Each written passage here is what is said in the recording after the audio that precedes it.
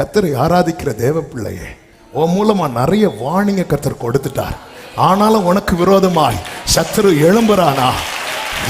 இனி அவர் பார்த்துட்டு சும்மா இருக்க மாட்டார்.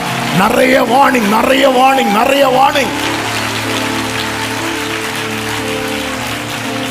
இதோ தாகோன் கர்த்தருடைய பெட்டிக்கு முன்பாக விழுந்து கிடந்தது மல்லாமல் தாகோனின் தலையும் அதன் 2 கைகளும் வாசற்படியின் மேல் உடைப்பட்டு கிடந்தது. அது நச்சன. இனி இந்த தாகோனை தூக்கி வைக்க முடியாது. இனி உனக்கு விரோதமான மந்திரமும் இல்லை, குறி சொல்லுதலும் இல்லை, விரல் நீட்டுதலும் இல்லை, நிவச்சொல்லும் இல்லை.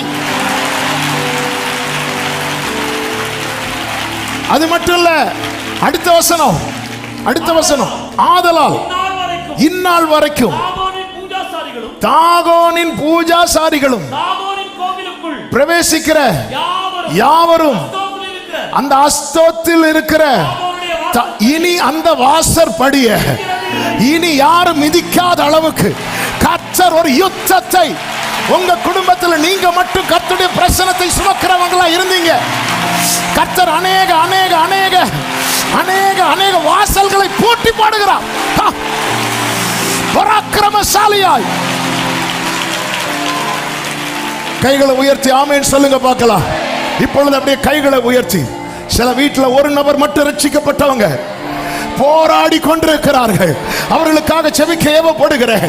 இது நடக்க போகிறது. கர்த்தருடைய வல்லமை எப்படிப்பட்டது என்பதை உங்க குடும்பத்தினர் பார்க்க போகிறார்கள். ஓ, தாகோனின் கோயில் பூட்டப்பட போகிறது.